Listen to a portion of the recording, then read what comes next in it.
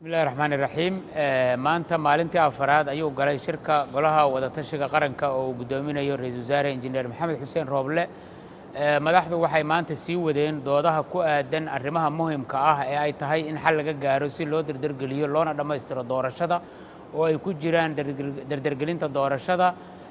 arrimaha la xiriira amniga dalka daahfurnaanta doorashada iyo waqtiyeynta waxaan rabnaa dadka Soomaaliyeed inaan la wadaagno in madaxdu doodo aad iyo aad u qoto dheer oo aad iyo aad mustaqbalka Soomaaliyeed muhiim ugu ah ay yeesheen in meelo badan horumar laga sameeyay in shirku uu ku socday jawi aad iyo aad u wanaagsan isla markaana dooduhu haddii Ilaahay uu yiraahdo ay sii socon doonaan ilaa madaxdu ay isla meel dhigaan dhammaan qodobada hor yaalla ee muhiimka u ah masiirka dalka iyo dardargelinta muxuu ahaa doorashooyinka jawiga uu shirku ku socdaahuna waa jawi aad iyo aad u wanaagsan insha Allah tacaala rajada madaxduna waxay tahay ay rabaan dadka Soomaaliyeed inay u sheegaan in shirka la rajeynayo inuu si guul ah ku dhamaado oo horseeda in dalka ay ka dhacdo si nabadana ay ku dhamaato doorashadu waqti ku habboon